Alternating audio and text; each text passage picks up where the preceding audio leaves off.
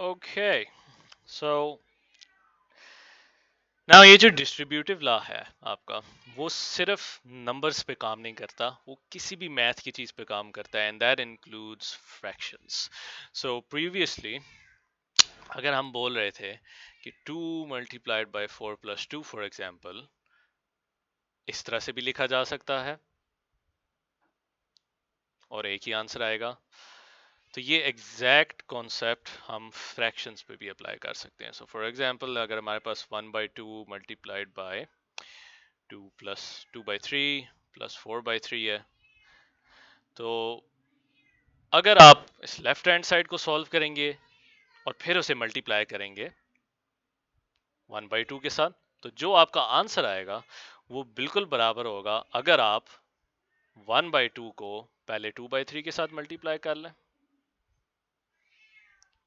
और फिर 1/2 को 4/3 के साथ मल्टीप्लाई कर लें और फिर उनको प्लस कर दें, like so. In other words, आप डिस्ट्रीब्यूटिव लॉ अप्लाई कर दें, उसको डिस्ट्रीब्यूट कर दें दोनों पे.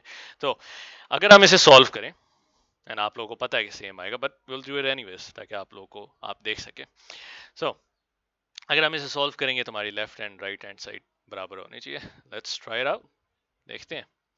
नाउ अगर हम लेफ्ट हैंड साइड सॉल्व करें, अगेन बॉड मैथ रूल याद रखें, तो फिर हमें प्लस पहले करना है. नाउ फ्रैक्शंस को ऐड करने का रूल नंबर 1, डिनोमिनेटर्स चेक करें क्या वो बराबर है. यस, इन दिस केस वो बराबर हैं. अगर ना होते तो आप पहले क्रॉस मल्टीप्लाई करते. नाउ क्योंकि वो बराबर हैं, हम 3 को एक दफा लिख सकते हैं. ये इसको इंग्लिश में कहते हैं डिनोमिनेटर को कॉमन लेना, और 2 + 4 6 बन जाएगा हमारा 1/2. There we go. Now right hand side. Now it's a good habit, एक अच्छी आदत होती है कि आप left and right hand side को साथ साथ सॉल्व करते हुए जाएं. नाउ मल्टीप्लाई करने का क्या रूल था फ्रैक्शंस का, कि आपने आमने सामने वाले नंबर्स को मल्टीप्लाई करना है, नॉमिनेटर को नॉमिनेटर के साथ, डिनोमिनेटर को डिनोमिनेटर के साथ. सो 1 2 is 2, 2 3 are 6 plus, and you'll notice कि जैसे ही मेरा काम पूरा हो जाता है तो मैं ब्रैकेट्स हटा देता हूँ. Now 1 4 is 4 and 2 3 are 6. Alright, next left hand side. Now we can remove these. हम इन ब्रैकेट्स को हटा सकते हैं, तो ये बन जाएगा 1 multiplied by 6, 2 multiplied by 3. Again आमने सामने मल्टीप्लाई करना है. अब ये प्लस का क्वेश्चन नहीं रहा फ्रैक्शन में. And on the right hand side अब ये प्लस का क्वेश्चन है. सो स्टेप नंबर 1, क्या डिनोमिनेटर सेम है? यस दे आर, वो दोनों के दोनों 6 हैं. सो हम 6 को कॉमन ले सकते हैं, एक दफा लिख सकते हैं और ऊपर वाले नंबर्स को प्लस कर देंगे. Alright, let's keep going.